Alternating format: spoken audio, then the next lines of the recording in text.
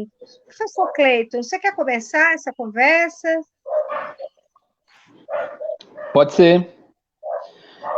Bem, eu acho que primeiro a gente tem que. Primeiro é excelente começar por 2018 para a gente entender o que aconteceu, o que está acontecendo no Brasil, né? Eu posso até voltar antes de 2018, porque eu acho até que 2018 foi o ápice de um processo que inicia em 2013, né? Desde 2013 nós estamos vivendo, eu vou tentar ser bem breve, né, para minhas colocações, para não tomar tanto tempo para a gente fazer o debate. Desde 2013 nós estamos vivendo o esfacelamento, o enfraquecimento, alguns falam a destruição do sistema político brasileiro criado em 1978. Aconteceu que esse sistema político ele não conseguiu mais dar resposta à população, isso à direita e à esquerda, né? E por não conseguir dar resposta à população, quando eu digo dar resposta à população em sentido de problemas graves, importantes, como saúde, educação, segurança pública, o que aconteceu? As pessoas passaram a buscar respostas mais radicalizadas. A política brasileira ela sempre teve um componente de conciliação, né? Mesmo experiências à direita como experiências à esquerda. Então, a partir de 2015, 2016, nós passamos a ter respostas radicalizadas. Aí é que você tem o ressurgimento de uma extrema-direita com fortes componentes relacionados ao ódio, relacionados à anulação do outro, relacionados à própria anulação do que se chama de democracia. E nesse sentido, nesse caminho, você tem que várias lideranças religiosas, de liderança de vários dos mais diferentes grupos, passaram a se alinhar a esse discurso. Por quê? Porque esse grupo, essa extrema-direita, digamos assim, usar essa terminologia, ela passou a utilizar um discurso, um dos seus lemas, dois dos seus lemas mais, os três eixos da campanha foram centrados em pátria, Deus e família. Esses são os três eixos que saíram vitoriosos na campanha de 2018. Né? Então você tem uma forte mobilização a partir do que seriam os valores tradicionais da família brasileira, e a partir daí você tem o alinhamento com importantes lideranças, figuras das mais diferentes igrejas, não apenas do movimento pentecostal, neopentecostal, você tem lideranças da Igreja Católica, você tem lideranças de diferentes grupos que passam a se alinhar ao que a ciência política vem chamando de bolsonarismo, né? E esse alinhamento, ele acompanha a eleição, né? Ele acompanha 2018, ele torna a eleição ele é um dos componentes que torna a eleição de 2018 uma eleição extremamente emotiva, polarizada, fundamentalista. Nós não tivemos, eu até escrevi um artigo recentemente, que em 2018 a gente não teve debate de nada, não teve debate. Não se discutiu temas cruciais. Por quê? Porque a partir dessa visão mítica e fundamentalista, você não tem não se abre um espaço para qualquer tipo de racionalidade. Você anula o outro, né? É isso que você colocou, você tem um traçado fascista de anulação do outro, e isso dificulta, anula qualquer lógica isso anula qualquer perspectiva do diálogo democrático. Então aí, o que é que acontece? Acontece que, pós 2018, esse alinhamento com essas lideranças religiosas, ele continua pós-governo. E essas lideranças religiosas, elas vão atuar fortemente em criar, já estou finalizando, em criar uma agenda que alinhasse o Brasil a um modelo conservador, né? Então você vai ter uma atuação no Congresso Nacional, você vai ter uma ação na Presidência da República. O próprio presidente deixou claro que o legado dele no primeiro mandato seria um legado de destruição, destruir tudo o que havia sido feito, em termos de projeto, ações, direitos, conquistas, e refazer isso com outras bases. E quando ele diz outras bases, ele deixa claro que essas outras bases, elas guardam um profundo contato com uma visão uma visão, aí é uma polêmica muito grande, uma visão que ele considera de uma visão evangélica do mundo, né? As polêmicas são múltiplas, porque você tem grupos extremamente heterogêneos, grupos dentro dessas igrejas que são profundamente contrários ao bolsonarismo, mas essas lideranças religiosas, elas passam a intervir e passam a fazer parte, passam a encaminhar uma série de ações dentro do governo. E isso acaba, Lídia, Alexandre, quem está nos acompanhando, isso acaba colocando em risco uma das maiores conquistas, uma das grandes conquistas da República Brasileira, da República Democrática Brasileira, que seria do Estado laico, né? O Estado laico, ele preconiza essa separação clara, né, entre o Estado e as diferentes expressões da religiosidade. Então, isso está colocado em risco, não apenas no discurso do grupo em poder, em questão, isso está colocado em ações de governo, né? Então, eu acho que é isso que a gente tem que pensar, sobre isso que a gente tem que discutir, porque é a República Democrática que está em risco com esse tipo de discurso. Muito bem, obrigada, Cleiton. E Alexandre, o que você diz? Muito bem. Eu entendo que as eleições de 2018 evidenciaram 3 fenômenos, e um deles muito surpreendente.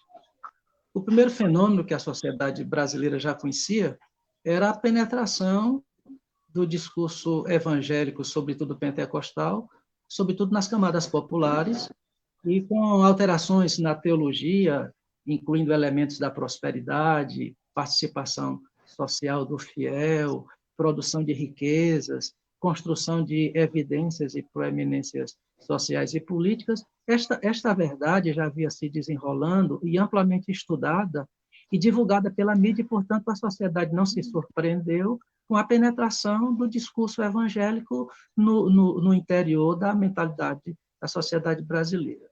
Outra questão que me parece que não causou surpresa nenhuma era o evidente crescimento da participação política das igrejas evangélicas e, sobretudo, dos ambientes pentecostais. Portanto, esses 2 fenômenos não provocaram nenhuma surpresa. A militância evangélica, sobretudo pentecostal, já era conhecida desde a década de 1910, 1930, com a instalação do pentecostalismo no Brasil.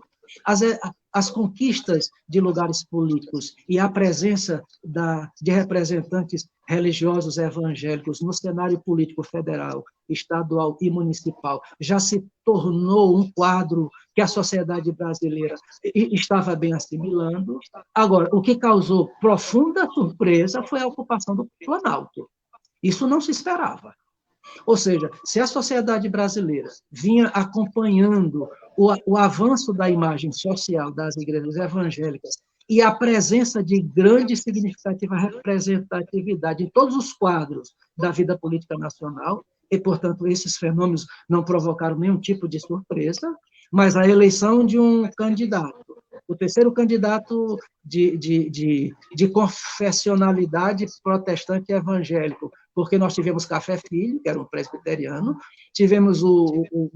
nós tivemos o alemão, o Geisel, que era de confissão luterana, e pela primeira vez um membro supostamente de uma igreja pentecostal, porque me parece que o Bolsonaro é católico, mas foi batizado em Israel por uma denominação pentecostal. A surpresa é nós termos, ocupando a cadeira do Executivo Federal, um membro da Ordem Pentecostal Brasileira. Portanto, eu diria que essa foi a grande surpresa.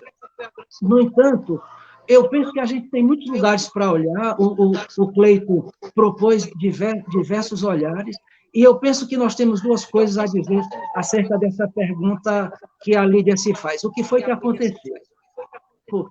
como que esse resultado foi construído ao longo da nossa história. O Cleiton propõe os movimentos a partir de 2013.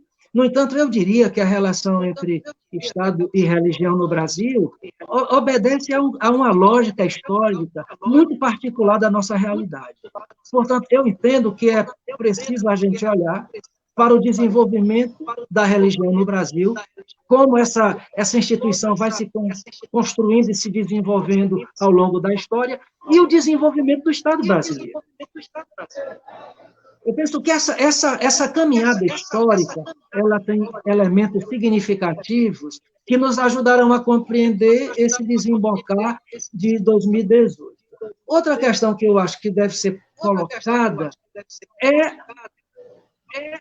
a descrença da sociedade com as instituições, sobretudo com o fenômeno da corrupção instalado nos poderes da República Brasileira, provocando um quadro de desencanto, de profunda decepção, de falta de quase que total credibilidade, e nessa brecha surge um discurso moralista, sustentando fé em Deus e solução para os problemas de corrupção moral, se utilizando de palavras de ordem religiosa, evocando Deus, o Espírito Santo, a verdade das Escrituras, uma nação que pertence a Deus e que, portanto, não pode estar refém de toda essa degenerescência. Eu imagino que nós temos um processo histórico do desenvolvimento da religião no Brasil e do desenvolvimento do Estado brasileiro, e nós temos, em 2018, um quadro gravíssimo de corrupção das instituições e falta de credibilidade da sociedade brasileira. Me parece que esse é um contexto muito propício para soluções messiânicas, como o Cleiton bem propôs, para respostas emotivas e radicais. E, nesse aspecto, o discurso evangélico se enquadra muito bem. Mas, se a gente for parar para pensar, a religião ela nasce de uma espiritualidade. E essa espiritualidade, a religião é como se fosse esse fogo que faz com que a espiritualidade aconteça, e as religiões vão construindo a sua existência, né, por meio dos ritos, dos cultos, dos ritos, mas também através de uma moral, né, de um senso moral, de alguns princípios morais. E aí eu pergunto, o que a gente tem visto agora, e aí, para aproveitar uma palavra que o Alexandre usou, essa degenerescência, né, esse estado de coisas que a gente não tem como denominar, a não ser fascismo, que vai num sentido de pensar o ódio, o armamento, enfim, a destituição do outro, né? Também para pensar aqui, como o Cleiton disse. Então, como é que a gente vê isso, o fenômeno religioso, que os princípios eles estão balizados, né, a partir, no caso das religiões cristãs, né, que são as que estiveram, digamos assim, na ponta dessa influência, né? Então, o que foi que aconteceu, né? Se a gente, é claro que aqui não é um debate teológico, mas há uma profunda contradição. Como é que a gente encontra, como é que a gente resolve essa contradição? Que é a contradição entre a dimensão ética, moral, que propõem as religiões, de modo geral, e como é que ela vai descambar aí para a violência, para a anulação do outro, para enfim, para a construção de um sistema de valores, que é um sistema de valores pervertido. Como é que a gente resolve esse problema, então, assim, pensando essa contradição, né?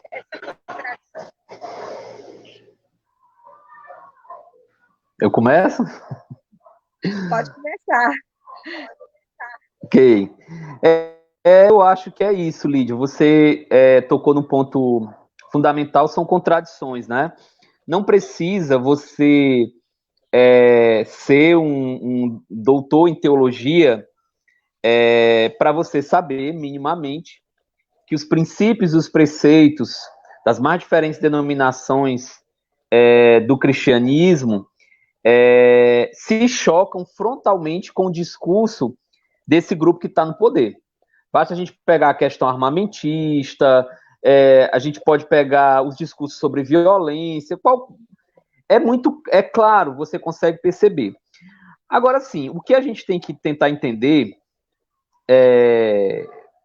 para que fique mais claro essa discussão, é que você tem lideranças que têm objetivos políticos, né? Você tem lideranças dentro dessas denominações religiosas que têm interesses políticos, eleitorais, e muitas vezes colocam esses interesses político-eleitorais acima ou cobrem totalmente o que se fala, o que se pensa, ou o que se constrói a partir dessas religiões, né? Então, deixa de lado completamente todo o discurso dos preceitos, dos princípios básicos dessa moral, e muitas vezes utilizam dessa roupagem para os seus desígnios políticos eleitorais, né? Isso para mim, fica muito claro quando a gente vê a trajetória de algumas lideranças religiosas do Brasil. Isso acaba ficando mais claro. Isso é perigoso, né? Porque você desvirtua esses processos, não tem como você trabalhar isso. É muito complexo, por exemplo, você vê pastores, por exemplo, apoiando um governo de feições claras, fortemente fascistas, assim, que estimula a violência, que estimula o ataque, que estimula todo tipo de conflito, que nega as conquistas civilizatórias que a gente teve, tão parcas conquistas, a gente um país extremamente assolado por todo tipo de desigualdade, que nega um Estado minimamente de proteção social, né? Então, esses grupos acabam, que, de certa forma, anulando esses preceitos morais religiosos, né? Isso fica muito claro. Na época da eleição, isso eu lembro, porque a gente faz pesquisas sobre as campanhas, eu percebi como isso foi utilizado como arma política. O outro lado, quem era o outro lado? Você demoniza o outro lado, né? Aquela liderança do PT, ele é o demônio, né? Ele está querendo fazer o quê? Ele está querendo ensinar, está querendo perverter as nossas crianças, né? Está querendo tornar os nossos filhos gays e por aí vai. Então você cria uma mítica muito sensível a essa moral e que muitas vezes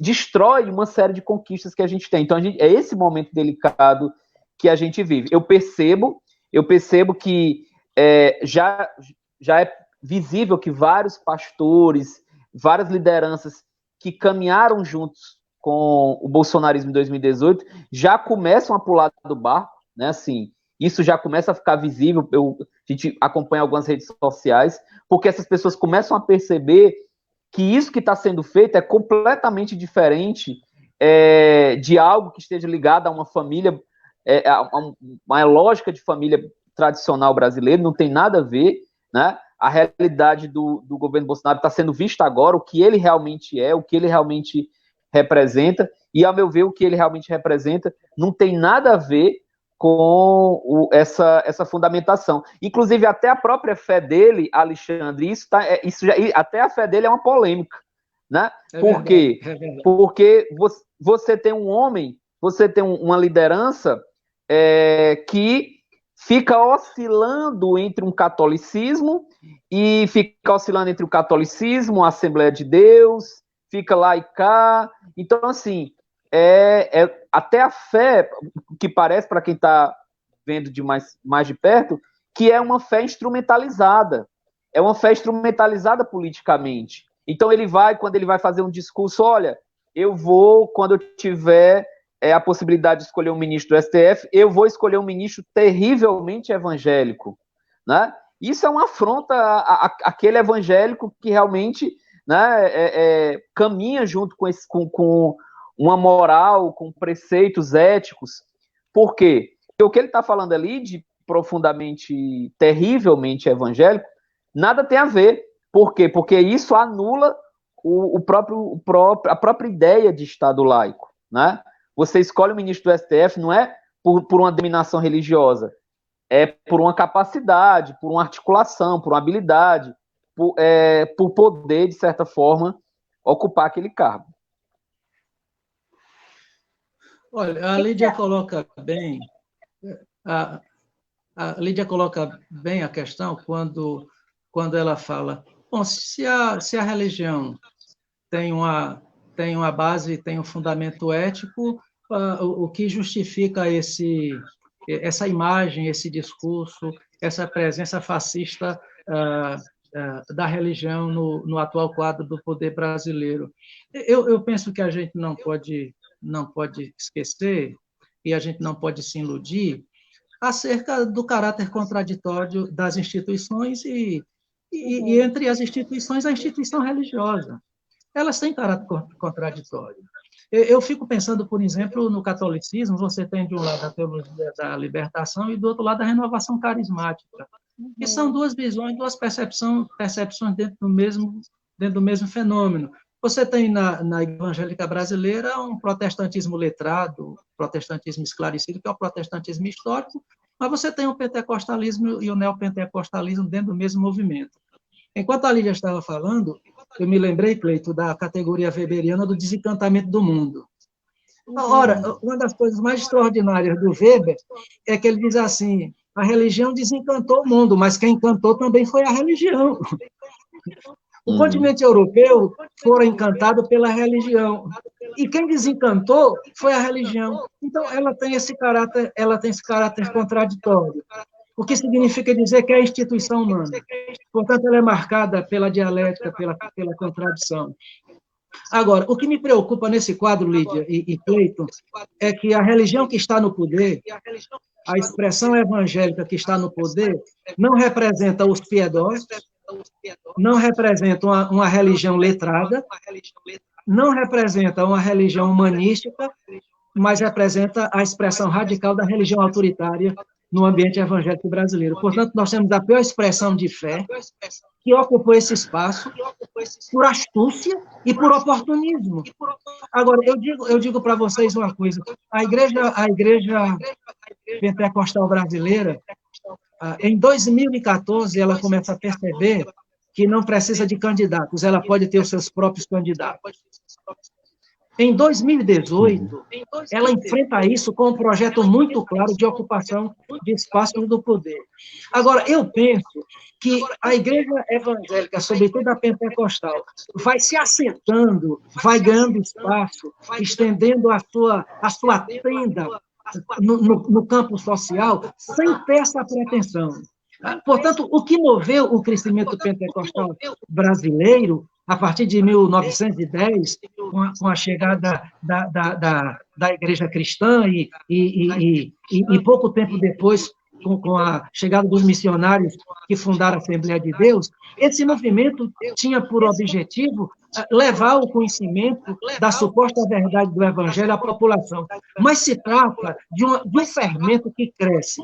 Num determinado momento, as lideranças evangélicas percebem o poder que essa massa pode imprimir à presença política da igreja na sociedade. Eu diria que não é um projeto político desde o princípio, mas a liderança desperta para o fato de que tem as mãos de fato, e evidentemente hoje está constatado por muitos lugares da academia e da mídia, a Igreja Evangélica Brasileira elegeu o Bolsonaro. Ele foi eleito com 57 milhões de votos.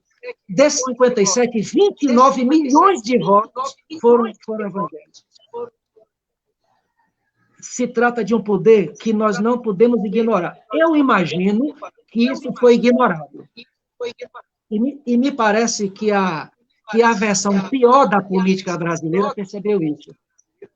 Eu não sei se vocês concordam comigo, mas me parece que há um jogo de muito oportunismo, tanto do pior braço da política como da pior expressão da religiosidade evangélica no Brasil. Houve um mútuo oportunismo, porque, de fato, havia um poder concentrado nesse lugar, e isso passou desapercebido pelos programas de esquerda, pelos programas de centro, não se apercebeu dessa força. Enquanto se criticava muito as expressões de religiosidade animalescas, grosseiras, que caracterizavam o movimento pentecostal, e essas questões foram sempre tripudiadas em muitos lugares da política, me parece que uma versão que eu considero a mais oportunista desse processo, vê esse recurso significativo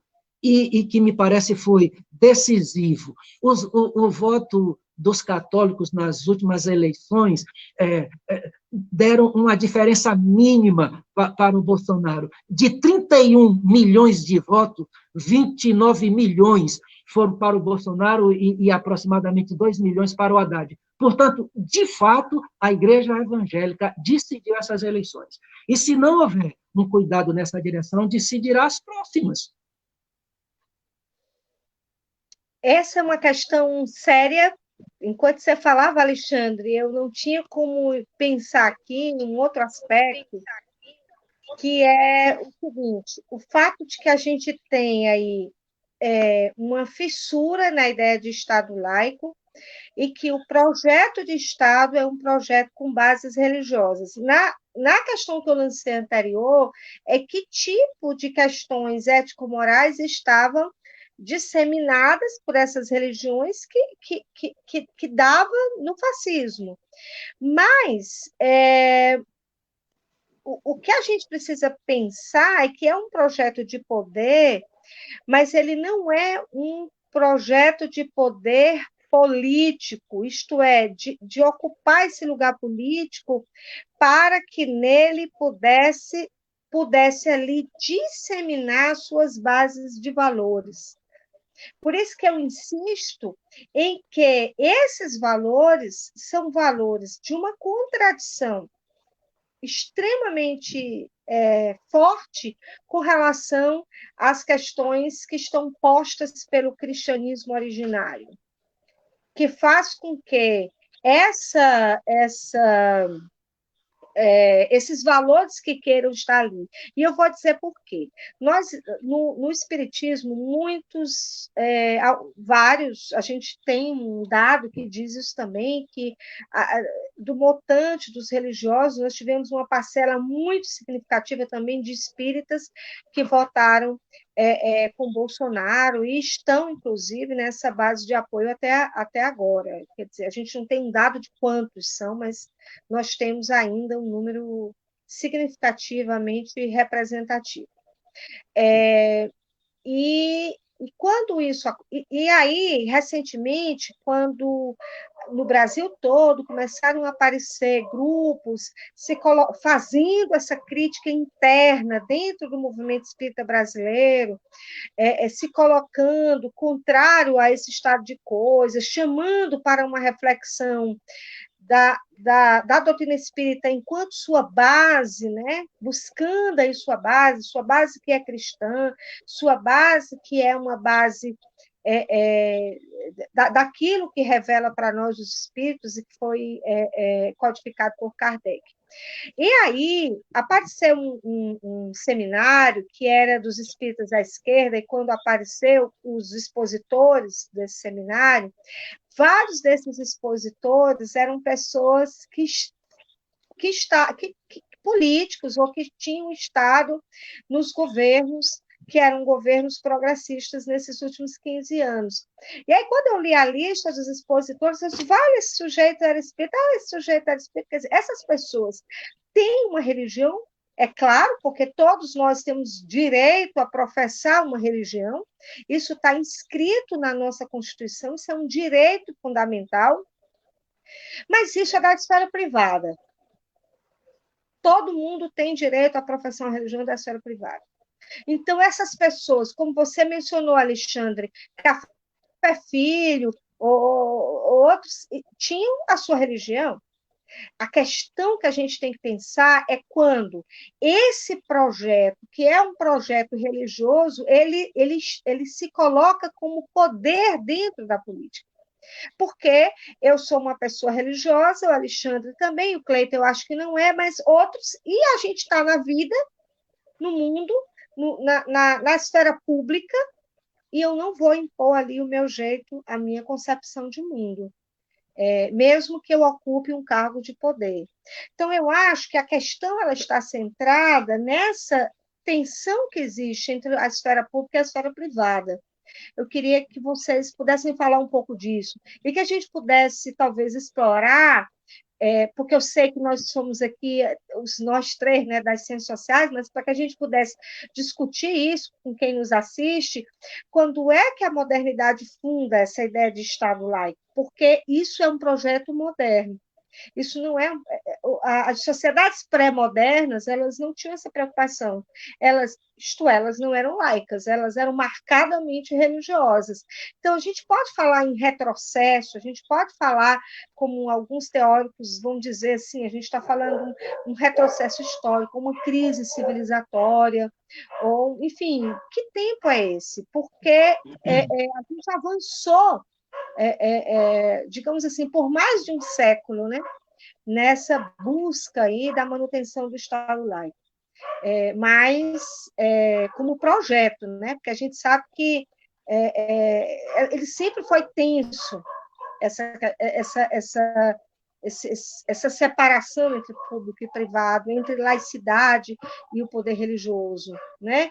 Como é que a gente vê isso do ponto de vista teórico, Cleiton? Como é que a gente pode ver isso como pensando e refletindo nesse momento, se isso tem a ver com um retrocesso histórico? Como é que a gente denomina isso? Porque a gente vinha, de algum modo, construindo aí uma laicidade, ou, por que não dizer que isso era uma última questão que ia dizer, mas eu já vou antecipando, uma dialogicidade ou uma religiosa ou espiritual que pudesse ser possível aí dentro do campo do poder político.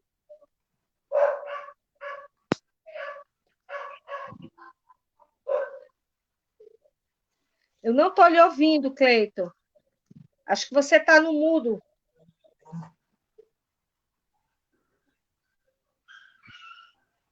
Agora sim. Está ouvindo? Agora sim. Excelente questão, Lídia, mas perfeito. Mas antes de entrar na tua questão sobre a modernidade e o que designaria o momento que a gente vive, eu queria só fazer uma pontuação do que o Alexandre falou sobre questão de projeto, né? A partir do momento que nasce esse projeto desse grupo.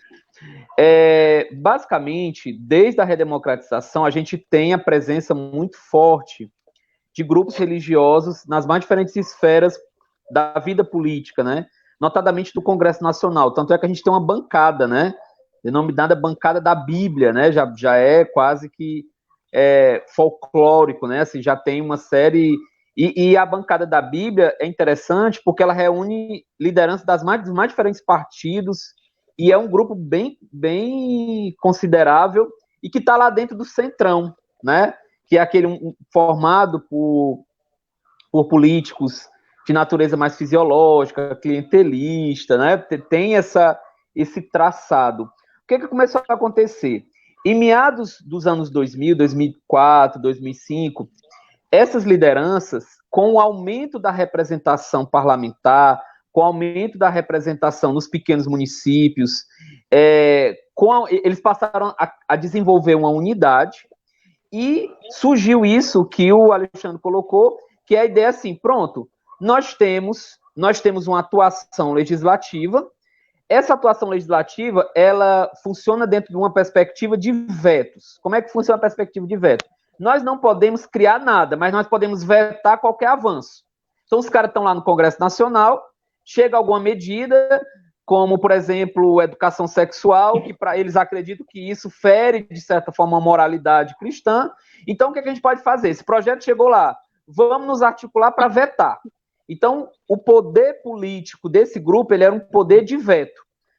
Em meados dos anos 2000, você começa a ter uma articulação nacional, reunir várias igrejas, com a seguinte ideia: poxa, nós já temos um grupo, nós temos um público, nós somos grandes, nós somos pulverizados, mais do que vetar, nós queremos construir uma nova sociedade. Isso já tem documentos. Nós se reúnem em assembleias, em conselhos, nós queremos construir uma nova sociedade, nós queremos construir uma sociedade cristã, nós queremos preservar valores familiares. Estou usando os termos que são utilizados nessas reuniões.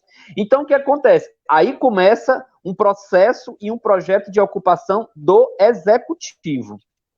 Porque no Brasil o executivo ele tem mais força política, porque é ele que dá a diretriz das políticas públicas. Né? Então você tem a ocupação de prefeituras, você tem a ocupação de governos do Estado, até chegar em 2018 a ocupação da presidência da República. Né? Então, o Bolsonaro, o alinhamento dele a esse grupo veio justamente dentro desse processo de ocupar o executivo para alterar as políticas públicas. Isso fica muito, muito claro nas falas, por exemplo, da Damares Alves, ministra da Cidadania, Mulher e Direitos Humanos. Fica muito claro na fala dela. A ideia de construir uma nova sociedade, a ideia de afrontar, porque esse discurso ele é um discurso profundamente anticientífico, nada a ver com qualquer mensagem de alguma ideia, de alguma composição letrada, é uma mensagem profundamente anticientífica, profundamente obscurantista. Aí, nesse ponto, eu vou pegar o gancho para responder a sua questão, Lídia. Eu acredito, sim, que nós estamos vivendo um retrocesso. A modernidade, no sentido de criar, desenvolver essa perspectiva laica, ela nasce lá na Revolução Francesa, no século XVIII.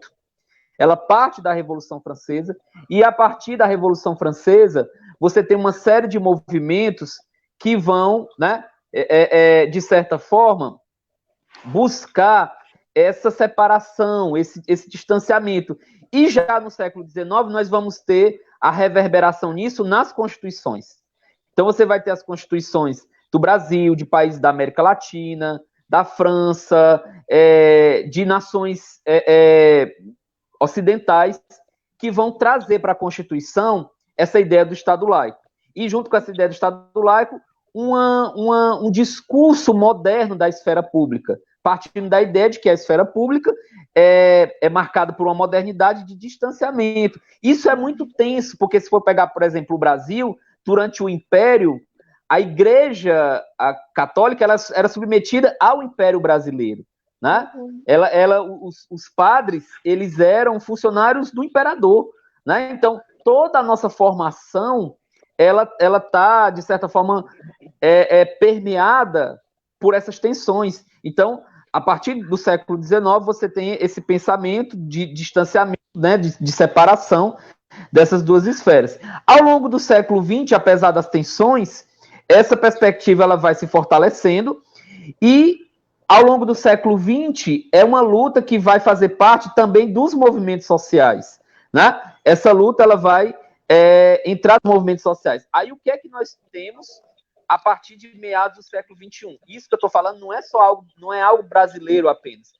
A partir de meados do século XXI, nós temos movimentos no mundo inteiro que surgem ou ressurgem com feições profundamente fundamentalistas. Né? E essas feições fundamentalistas, elas têm como traçado o discurso de que esse Estado laico, ele não se concretiza. Esse Estado laico, ele é, na verdade, um Estado que reflete um jogo de forças, uma disputa de poder, um jogo de força. Então, assim, quem está no poder vai puxar, de certa forma, vai puxar uma ideologia, uma perspectiva para a sua religiosidade ou não religiosidade. Então, para esse grupo que está no poder, ao chegar ao poder, a população, de certa forma, subscreveu de que chega junto com esse grupo também a ideia de que você tem que pregar também, pregar junto às políticas públicas, junto à esfera executiva. Então, eu acredito que nós estamos vivendo um forte período de retrocesso. Aí, nesse sentido, eu lembro do Norbert Elias, que está lembrando aqui do sociólogo, lembro do Norbert Elias, quando ele fala do processo civilizatório, e ele diz que o processo civilizatório ele não é evolutivo, ele oscila, né? Então, você tem momentos de retrocesso, momentos de transformação, momentos de desenvolvimento. Então, assim, não tem como a gente pensar uma modernidade que ela caminhe de uma forma progressista, né? Você tem o espaço público, ele é disputado. Aí, Alexandre, eu aproveito para pensar no que você falou. Isso é verdade, o centro, a esquerda, desprezaram essa força política. Eu participava de reuniões e via a fala das lideranças, colocava primeiro, a visão de que todo evangélico ele é sumariamente alienado. Não vou querer conversa com ele, não. Então, é alienado, é o cara que está sendo bitolado, explorado por uma liderança daquela comunidade. Esse cara não pensa, esse cara não lê, então ele vai lá colocar a Bíblia dele debaixo do braço, então não vou querer conversar com ele, não. Né? Essa a visão. Agora para você ver, entender, praticamente, agora nos últimos 2 anos, é que você tem um despertar de lideranças progressistas que vão pensar assim, olha, espera ainda, o evangélico, o voto evangélico, ele é um voto que deve ser disputado também. Uhum. Então, assim, você tem evangélicos que buscam, que primam, que lutam, como também tem em outras religiões, pela justiça social. Então, assim, onde é que você vê justiça social no bolsonarismo? Onde é que você vê justiça social nas ações do governo? E isso é isso que você defende enquanto ser humano, enquanto adepto de uma religiosidade, de uma espiritualidade? Onde é que está a justiça social nisso? Então, quando você joga esse debate, você está também dizendo assim, nós queremos disputar espaço e nós vamos colocar ideias e nós vamos se aproximar, porque também tem uma visão de que a esquerda, de que o centro, você vê basicamente distante das preocupações. E as preocupações desse grupo são preocupações também, são preocupações da comunidade, claro, que tem a presença de uma teologia da prosperidade, né? Tem uma lógica do empreendedorismo que entra nesse rol, mas eu acredito que as forças progressistas elas estão pagando um preço muito alto por terem desprezado a força política. E eu estou falando a força política, eu não estou falando só das lideranças, não. Eu não estou falando do Malafaia da vida, dessas figuras, não estou falando dele, não. Estou falando dos grupos sociais que estão nesse momento nas periferias de cidades como Fortaleza, do Rio de Janeiro. Então, assim, essas pessoas, jovens, mulheres, negros, eles têm uma ausência quase que completa de Estado. Partido não chega lá, Estado não chega lá, não tem. Então, assim, eles se aproximam, estão na igreja e também tem as suas preocupações, né? E o que acontece? Não existe vácuo na política. A gente aprende isso. Não existe vácuo na política. Quando você não vem ocupar um determinado espaço, vem outro grupo, ocupa, né? Instrumentaliza e mobiliza isso. Foi isso que aconteceu. É isso que está ocorrendo nesse momento, nessa atualidade da política brasileira, e isso é muito grave, né? Assim, se o campo progressista não consegue dialogar com essas forças, com esses grupos, que são muito numerosos, que são, assim, extremamente representativos na capital e nos municípios do interior. Tem uma capilaridade muito grande nas comunidades, de modo geral. Sim, perfeito. Olha, eu tenho uma preocupação para dividir com vocês. A Lídia fala de retrocesso, e eu acredito que a gente pode falar de retrocesso. Mas essa categoria, ela pode provocar um peso, às vezes eu penso que um peso enganoso. Veja bem, eu penso numa impossibilidade da consolidação de um Estado laico numa sociedade não secularizada. O Estado brasileiro não é um Estado que tenha se secularizado, assim como a religião no Brasil não é uma religião secularizada.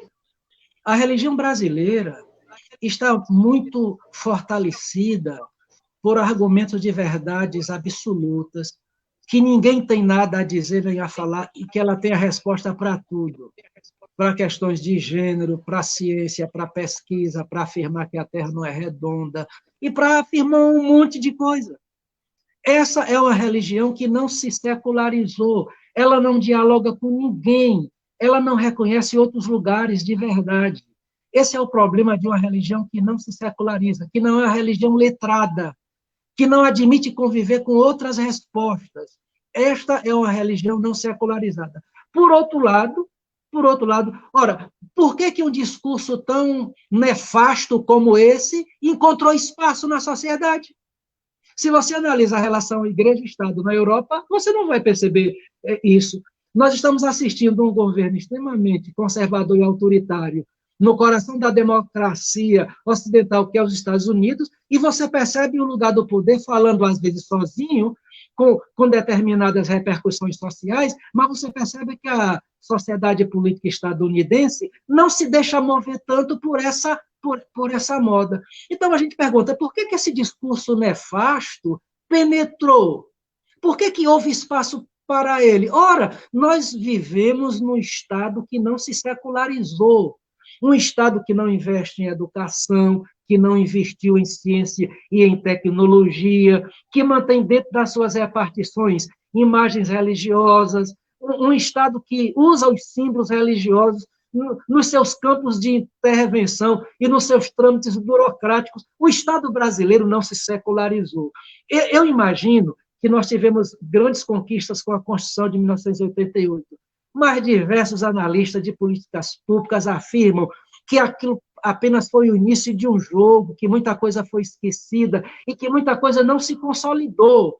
Portanto, você tem um Estado que não se secularizou, porque não investiu em educação, porque não investe em pesquisa, porque é liderado por mentalidades tacanhas, porque tem uma visão de mundo e de política muito presa a um postulado esclerosado e extremamente conservador. Portanto, nós temos um Estado que ainda está preso a uma mentalidade atrasadíssima.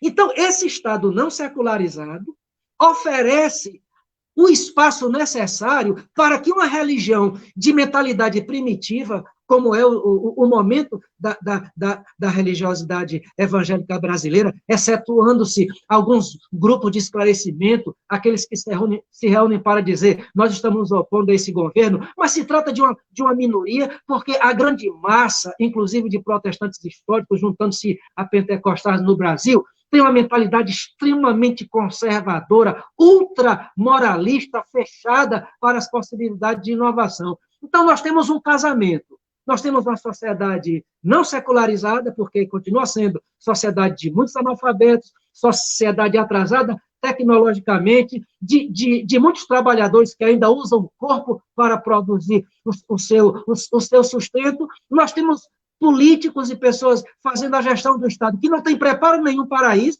Portanto, nós temos um quadro de atraso ainda da sociedade brasileira. Eu nem sei dizer se a modernidade chegou aqui. Eu não tenho certeza que nós somos uma sociedade moderna.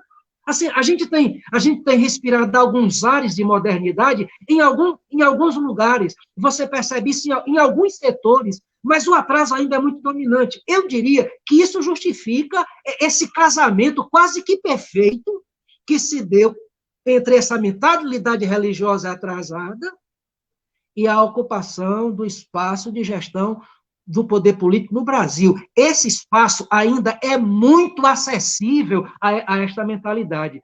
E eu sou extremamente cauteloso e realista quando eu afirmo que a mudança desse quadro não será repentina, porque nós encolhemos os investimentos na área de pesquisa, na área de educação, em recursos para promover formação em nível superior. Todas essas coisas acabaram encolhendo, Portanto, isso vai ter reflexos profundos na nossa história política nos próximos 30, 40 anos, há todo um projeto de correlação de forças em que nada está dado, a gente não tem absoluta... nós não temos certeza nenhuma de como esse jogo vai terminar, mas o fato é que nós temos uma sociedade que não se secularizou, uma religião não secularizada, e, portanto, nós produzimos culturalmente nesse país um terreno propício para esse tipo de marmota, para esse tipo de esquisitice. E eu digo que o terreno ainda é esse. A nossa cultura ainda é extremamente atraente a esse tipo de projeto. É claro que, se nós pensarmos o movimento da redemocratização, a Constituinte e os avanços que se teve a partir da Constituição de 1988, é claro que houve avanço, mas me parece que esses avanços não foram consolidados. Se a gente fala em retrocesso, eu acho que há razão para falar nele, mas nós não concluímos o dever de casa, ele ficou parado em algum momento, e não termos concluído esse projeto propiciou para o quadro político que está deixando todos nós estarrecidos. Mas eu acho que a história, e aí o Durkheim é muito interessante para me dizer que há uma lógica histórica que nos ajuda a compreender os acontecimentos. Portanto, nós não temos nada de estranho. Houve, de fato, um retrocesso, esse retrocesso é mínimo. Nós não consolidamos o projeto da redemocratização. Eu acho que, inclusive, é muito falar em redemocratização. Eu fico me perguntando, que redemocratização? A gente teve um ensaio, nós demos alguns passos, mas nada foi concluído, porque a sociedade não amadureceu, não houve uma mudança na mentalidade política significativa. E, evidentemente, que esse quadro de debilidades não poderia ser senão aquilo que a gente está vendo hoje. A grande questão é o que é que nós podemos fazer para alterar essa... E isso não é conjuntura, é para alterar essa estrutura. Talvez as mudanças que a gente acha que aconteceu tenham sido conjunturais. E nós estamos necessitando de intervenções em nível de estrutura. E me parece que movimentos isolados de um grupo aqui, outro acolá, não é fundamental. É preciso que se assuma o controle da máquina, do lugar que gera todo esse processo de morte, de dor, de discriminação, de terror e de violência. Agora, como isso vai ser feito e qual o caminho mais rápido para se construir isso, é um tipo de resposta que a gente precisaria passar muito tempo refletindo. Essa questão, Alexandre, eu lhe conheço já há algum tempo, e a gente tem nos nossos embates, né, um pouco, você que é realista e que se coloca aí como pragmático, como bom cientista político, e eu fico aqui apavorado com essa realidade, pensando aqui nas minhas utopias, tentando ver como é que a gente constrói aí as saídas para isso, né? E esse é o meu campo, né? Que é o campo da militância que eu sempre tive, né? Na minha trajetória, na minha vida inteira.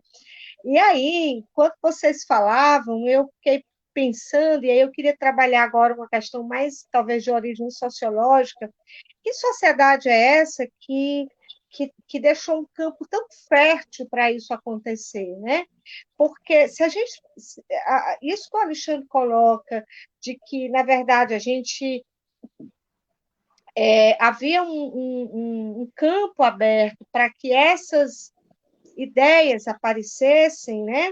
E uma ideia de messianismo, de que isso também não é tão puro assim, vindo da sociedade. A gente sabe da influência da mídia, como os meios de comunicação plantaram isso, né? É claro que isso tem a ver com isso que você falou, Alexandre, de uma sociedade que não se secularizou, mas também que não se informou, né, que tem baixíssimo senso crítico e acaba se levando, mas a gente percebe que houve uma influência muito grande dos meios de comunicação oficiais, isto é, dos formais, mas também das fake news. Então, eu queria ouvir um pouco de vocês qual é esse papel, porque a gente tem um papel que é o papel da religião, de fato, e daquilo que é construído também como um discurso, que foi um discurso planejado, quer dizer, isso foi planejado, porque quando a gente vê as empresas de comunicação, de um modo geral, elas têm interesses que são interesses econômicos, notadamente neoliberais. Como é que esse casamento entre o neoliberalismo, que vinha em curso, galopando aí, isso pensando numa perspectiva global, e, e o aspecto religioso, porque aparentemente há uma tensão, né? Há uma tensão histórica, aquilo que o Cleito falou lá na Revolução Francesa, que é a Revolução Liberal, que é uma revolução liberal burguesa, que traz aí também o aspecto da laicidade do Estado. Então, hoje, nessa nova conjuntura, que é uma conjuntura, né, de avanço do neoliberalismo, como é que aparece aí essa perspectiva desse casamento com a religião? Vocês veem como é que, se há um interesse, porque isso parece não ter lógica, mas ou o neoliberalismo de fato não está nem um pouco interessado como quem está ocupando o Estado, se é algum grupo religioso. O que você acha, Cleiton? Estão me ouvindo? Estou ouvindo, perfeitamente. Oi, bem. Primeiro, eu acho que a gente tem que... É bem uma questão que fica muito claro para mim. Nenhum presidente, nenhum grupo chega à presidência da República sem ter um laço de representação com a sociedade. E as pesquisas que eu tenho lido ultimamente apontam, aí esse é o traçado que o Alexandre colocou, o brasileiro médio, ele é profundamente racista, misógino, né? Tem essas características, não passou por um processo de formação política, nós temos uma população de analfabetos funcionais gigantesca, nós não temos uma cultura de leitura, nós temos uma sociedade profundamente desigual e que naturaliza essa desigualdade, que é mais grave.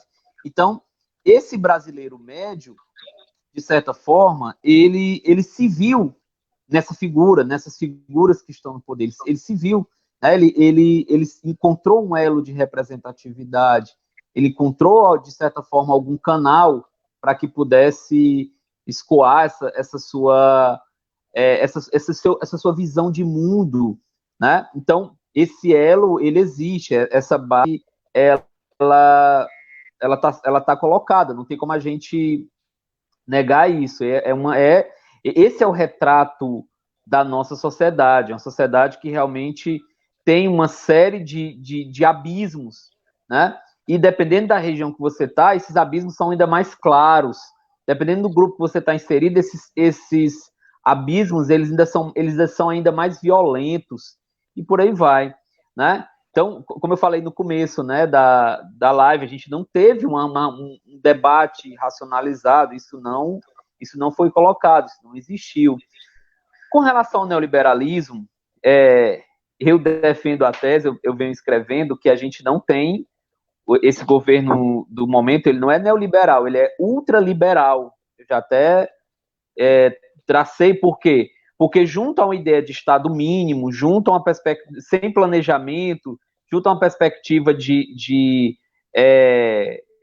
destituição completa do Estado, você tem uma lógica de anulação do Estado como componente protagonista da justiça social. Ele não entra mais nessa equação. Isso fica muito claro para mim e para quem acompanha o debate público, fica muito claro quando a gente, por exemplo, para quem acompanhou a reforma da Previdência, por exemplo.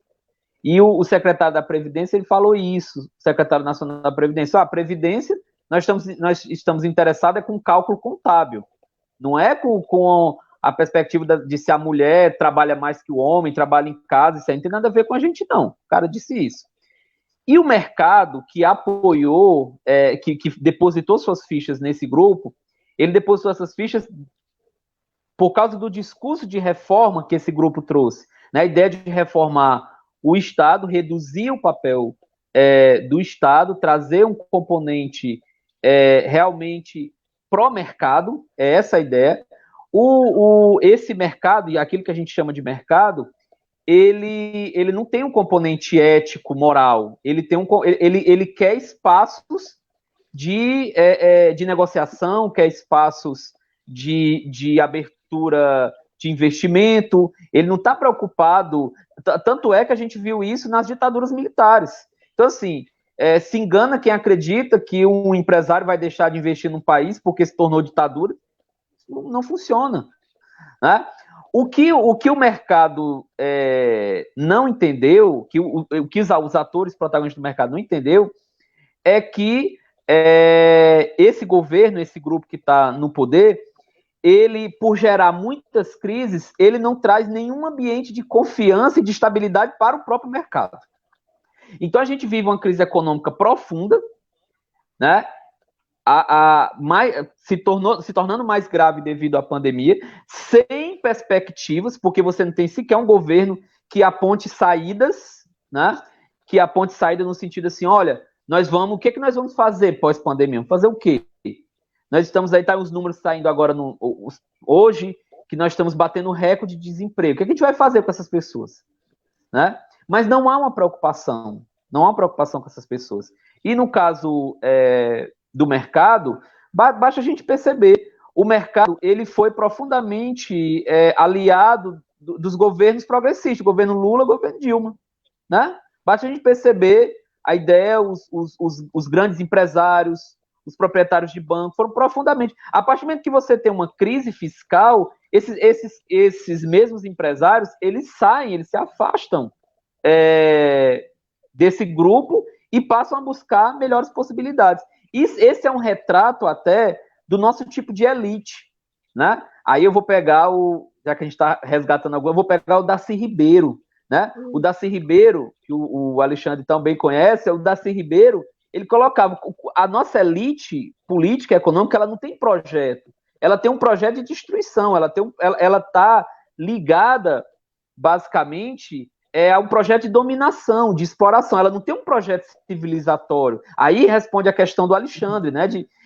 O fato de não ter um projeto já é um projeto, de você manter grandes grupos, diferentes setores da sociedade, praticamente passivos e praticamente neutralizados. Aí você não investe em ciência e tecnologia, aí você não investe em educação, aí você diminui o potencial do Estado, porque o Estado muitas vezes, a única possibilidade que você tem de você levar o jovem da periferia a uma universidade, de você dar acesso a uma capacitação, a única oportunidade que você tem, né? Então, eu acredito que os agentes do mercado, os empresários, eles não estão preocupados com a natureza ética, moral. Essa não é a perspectiva do capitalismo, principalmente do capitalismo que foi construído sobre uma burguesia completamente parasitária. Né? Aí, Raimundo Faoro, Florestan Fernandes colocam isso.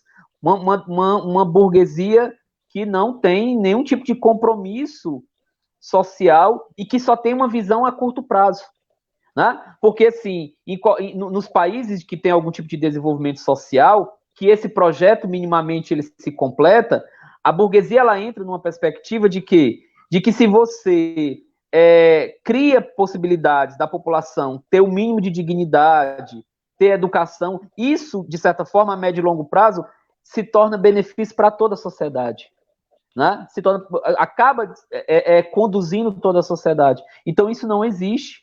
Esse parâmetro ele não existe, por isso que o capitalismo vivenciado no Brasil ele é ainda mais tacanho, parasitário, né? E de certa forma ele se nutre dessas oportunidades, dessas possibilidades, e eu acredito, aí sendo pessimista, eu acredito que esse mesmo mercado, ao ver uma outra possibilidade, ele pula fora do bolsonarismo, né? Ele vai para outra liderança, sei lá, um Luciano Huck da vida, um João Dória Júnior, e funciona dessa forma. Aí toca um outro problema que a gente tem, né? Uma sociedade civil fragilizada, né? Com movimentos sociais fragilizados, né, com esquerda fragilizada, né, que ainda não encontraram um tono, ainda não encontraram uma unidade, não encontraram uma possibilidade crítica, porque o momento que a gente vive, Alexandre, Lídia e quem está nos acompanhando, ele é um momento de urgências, é urgente, a gente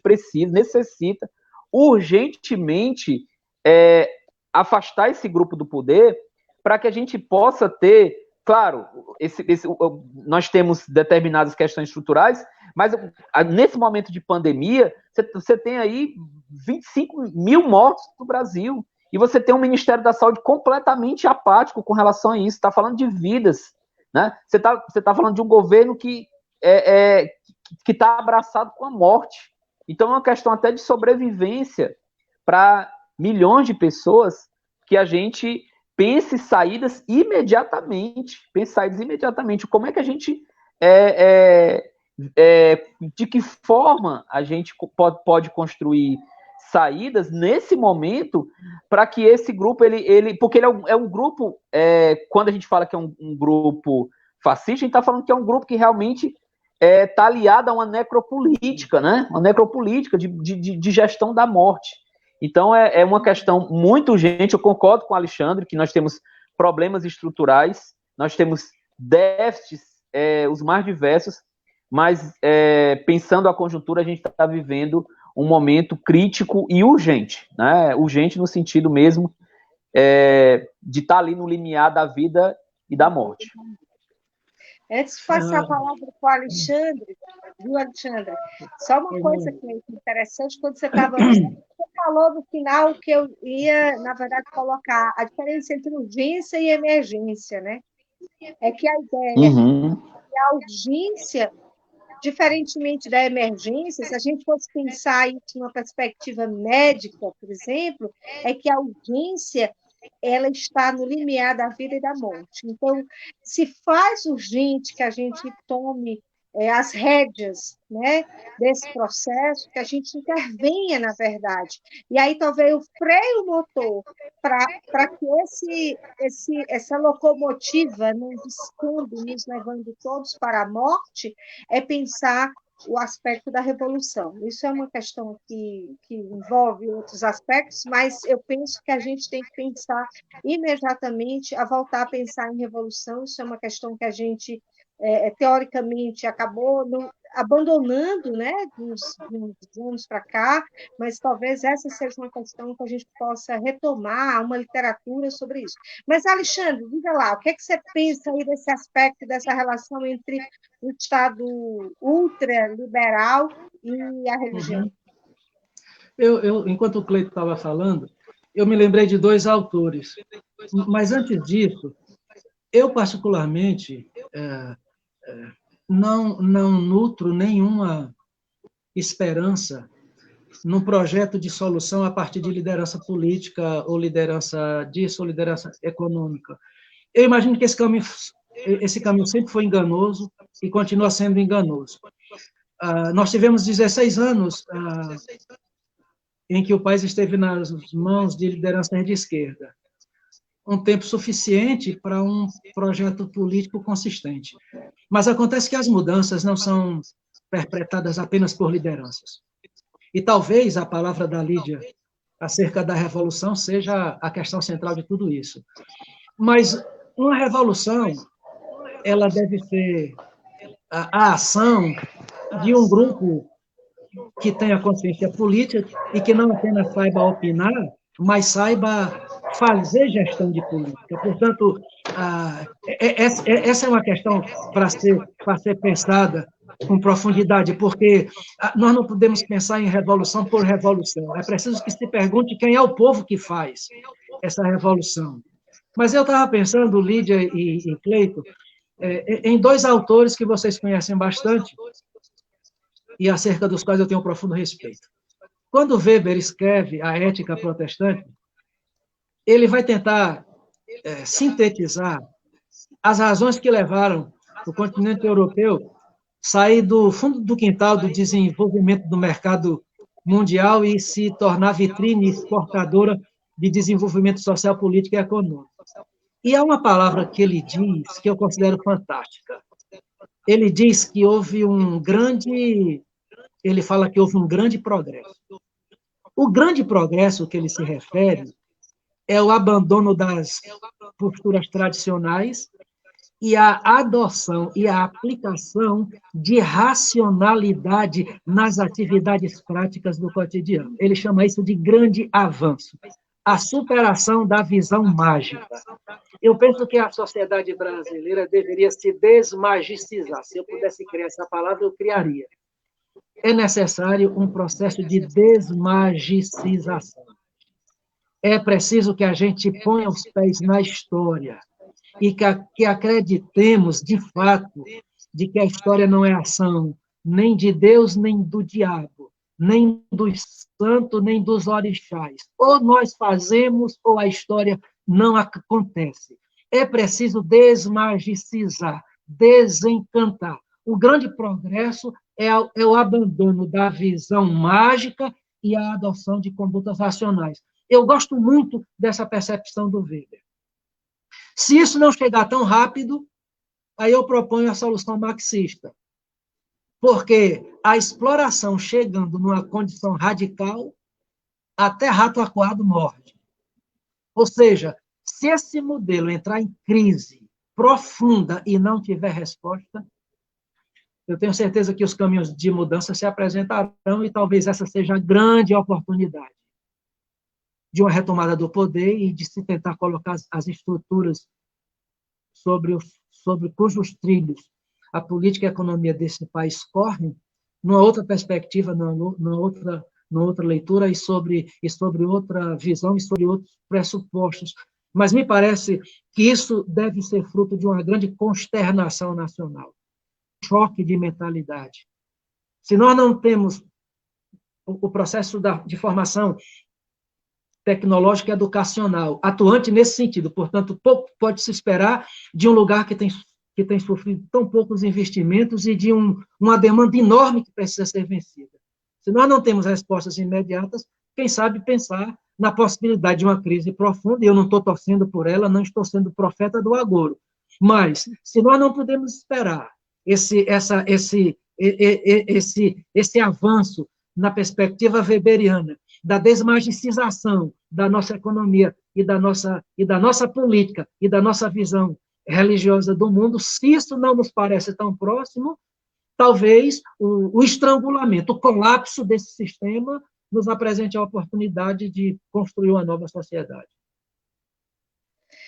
Bom, nós estamos a 1h12 ao vivo, e nós temos aí... É possível, Cleito, que sejam caminhos... 12 minutos e meio, né, para encerrar. Como eu sei que o sociólogo fala muito, e isso a gente, né, é um exercício também, um pouco do nosso pensamento, a forma como a gente constrói o pensamento é de fato muito complexo, né, e fundamental, de fundamentar as coisas. Então, eu queria deixar esses 6 minutos para a gente encerrar, pensando um pouco quais serão os caminhos. O Alexandre um pouco já colocou, de certa forma, esses caminhos, e eu queria até colocar que, na perspectiva de uma educação que seria a educação moral, uma educação... E quando eu digo ético-moral, não no sentido que a gente mencionou aqui, dessa moral tacanha, mas de uma moral com valores humanísticos, né? Que a gente retome aí esse humanismo, mas isso não se faz num momento de urgência. Isso leva tempo, né? Isso leva de uma geração para outra. E o Alexandre mencionou bem que, e a gente precisa ficar apontando aqui as falhas, essa nossa conversa talvez não teve pouco esse mote, mas que durante 15 anos de governo progressista se investiu muito pouco, né? Nesse processo de educação política. E havia um interesse muito grande de não instrumentalizar o Estado também nisso, até porque as próprias lideranças sociais saíram lá do campo de onde elas estavam, né, para o campo do poder e da realização dos espaços institucionais, né, de poder e tal. Mas eu queria que a gente encerrasse pensando aqui e agora, né? Pensando talvez isso que o Cleiton falou desse tempo de urgência, pensando nesse momento de profunda crise que a gente está vivendo, né? O que esse tempo pede de nós? Nós enquanto sociedade e nós pensadores, cientistas sociais, e nós cientistas sociais que estamos no campo de engajamento, que é meu caso, o que pede isso? O que a gente pode fazer diante desse quadro para que a gente possa encerrar sinalizando aí alguma coisa? Nós não poderíamos terminar esse papo sem dar aí esse caminho, né, por onde seguir para superar essa fase tão difícil para a nossa história. O que a gente pode fazer? Cleiton. Pronto. Primeiro, pegar uma fala do Alexandre com relação às crises, né? A crise. Eu acho, Alexandre, que a gente já vivencia uma crise profunda na política, na economia, na cultura, na sociedade, uma crise profunda. Eu não gosto de sinalizar, como alguns marxistas, de seria se é uma crise terminal, se é uma crise, se é só um espasmo. Eu acho que isso não compete, mas a gente vive uma crise profunda, claro, que atinge de forma diferente diferentes grupos sociais, eu tenho clareza disso, e eu acredito que existem vários caminhos, e que esses caminhos eles não se anulam, sabe, Alexandre? Esses caminhos eles não se anulam. Eu acho que nós temos grupos. Primeiro, existe uma série de ações e de atividades que a gente sequer conhece. Aí eu vou pegar, já que eu falei da urgência, eu vou pegar as ausências, né, do Boaventura de Souza Santos. Existe uma série de ações, de atividades, de contraculturas, de vozes de oposição que a gente não conhece. Eu acho que cabe a gente um poder de posicionamento e de articulação, né? De se articular com o outro, com quem está perto da gente, sair dessa política memificada, imagética e espetacular. Qual é a oposição no Brasil? A oposição que vai bater panela nas suas janelas. Isso é muito pouco, isso é muito reduzido, isso é muito caricato, né? Eu acredito que a gente tem que, sim, criar diante de novas formas de perversidade e de anulação do outro e de necropolítica, nós temos que criar, eu acredito no potencial humano de criar novas formas de resistência, não apenas de resistência, novas formas de visualizar a realidade, de pensar o mundo, né? Também não podemos ser só resistência, né? Porque quando você é só resistência, você não cria. Então a gente também tem que criar novas formas de pensar o mundo. Aí sim eu acredito, sou entusiasta dos movimentos sociais, dos coletivos que existem nas periferias, dos movimentos de arte, né? Acredito sim no papel do intelectual. Eu acredito que nós podemos fazer mais, nós que estamos nas universidades, nós que estamos com os alunos, nós podemos fazer mais. Eu sei que existe um certo temor de muitos de nós em tratar determinados temas, e isso é normal devido ao momento que a gente vive, né?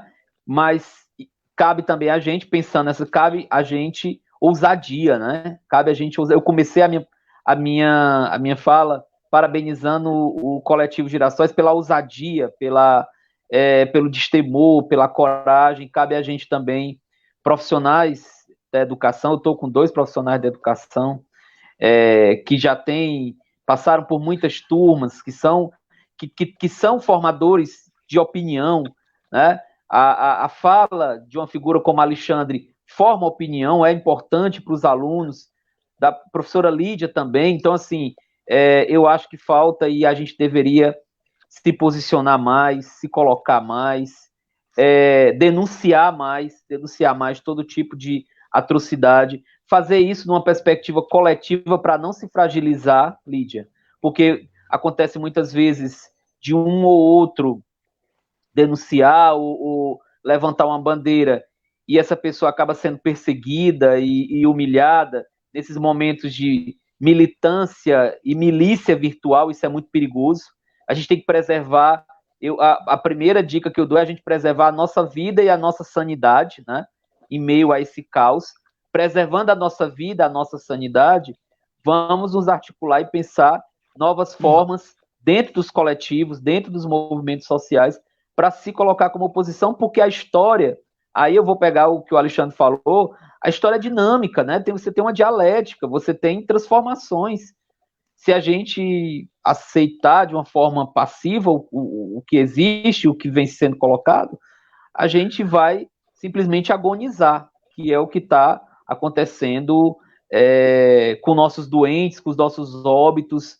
Então, eu acho que a gente tem que, sim, pensar saídas e fazer isso coletivamente. Eu quero agradecer, aproveitando para finalizar minha fala, agradecer novamente o convite do Grupo Girassóis, agradecer a minha amiga Clícia, né, que me sugeriu a ideia de participar, parabenizar vocês pela discussão, aprendi muito com o Alexandre, meu colega de faculdade, né, a gente acaba nas correrias da vida não podendo conversar tanto, mas eu espero que debates como esse se reproduzam e sejam gestados das mais diferentes formas.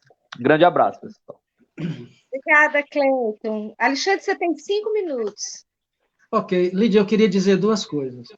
Quando você propunha a gente não terminar tão melancolicamente esse encontro, eu pensei numa palavra que o Cleiton acabou usando a palavra, mas o que me veio à mente foi articulação. Eu me surpreendo com algumas coisas. A primeira, o poder de articulação que os grupos de direita no Brasil assumiram nesses últimos anos no cenário político. É uma coisa que me deixa impressionado, porque eu nunca tinha visto isso.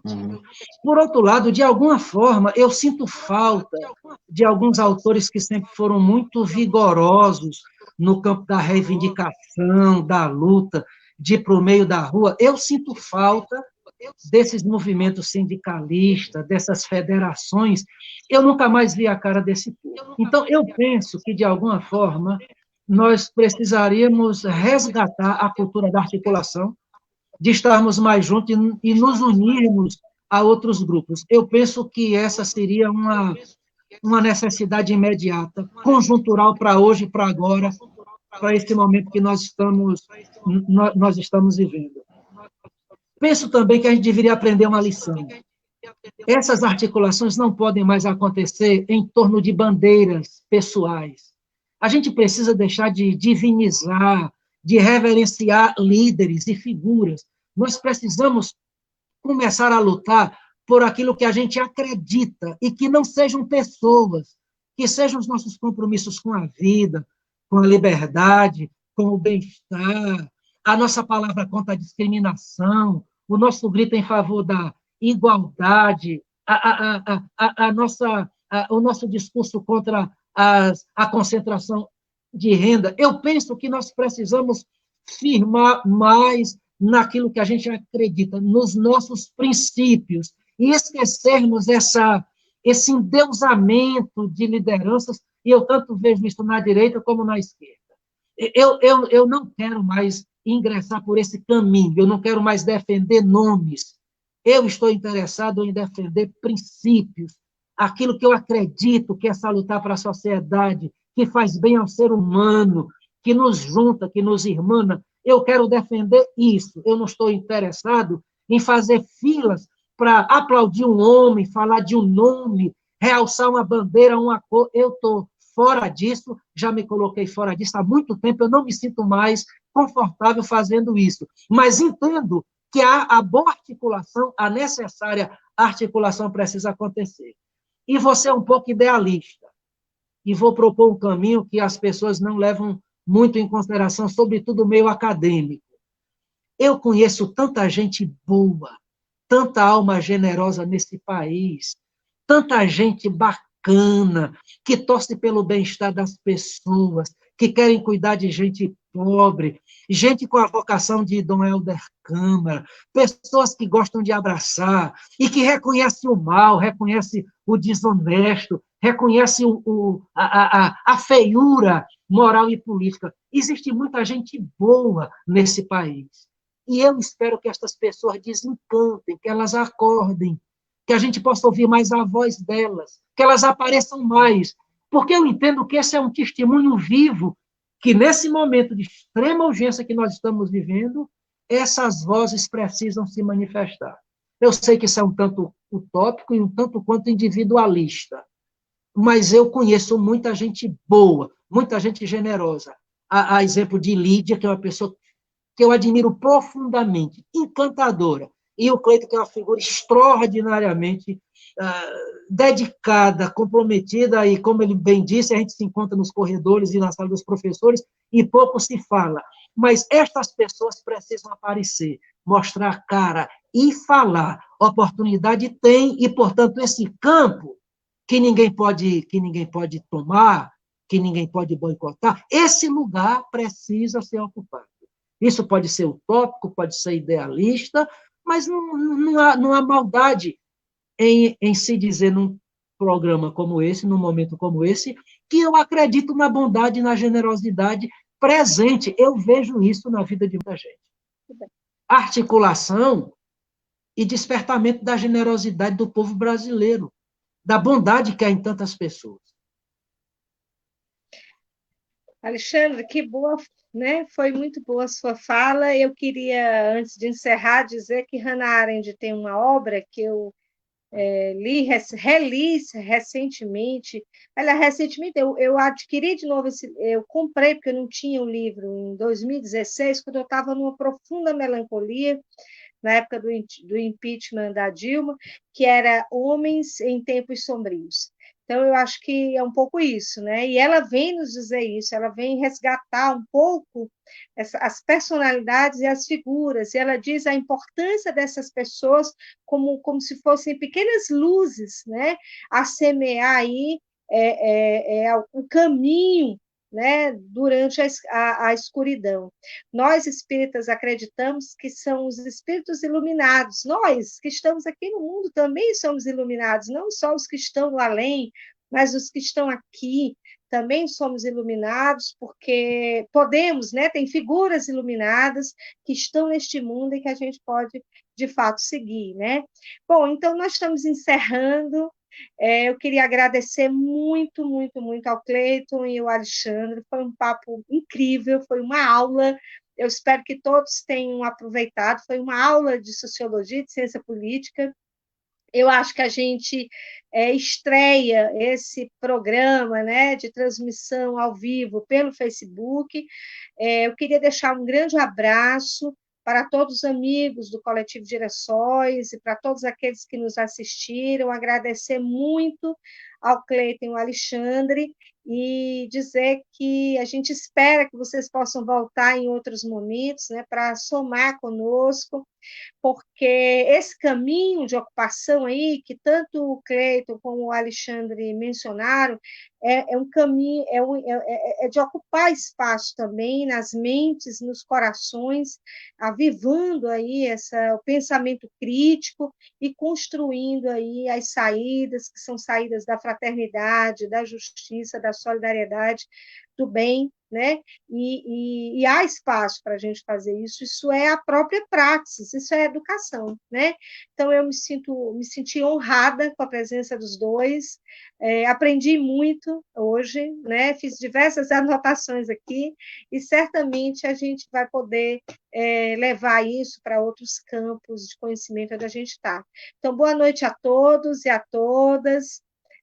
Espero que vocês possam, esse conteúdo vai estar tanto na nossa página do Facebook, como também no YouTube. Quem não assistiu tudo desde o começo, pode pegar lá e ver tudo, né, desde o começo.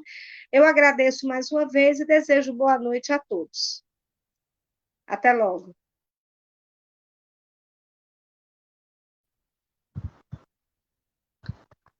Boa noite. O Coletivo Girassóis Espíritas pelo Bem Comum agradece a participação de todos no tema de hoje, Estado e Religião, das eleições 2018 aos dias atuais.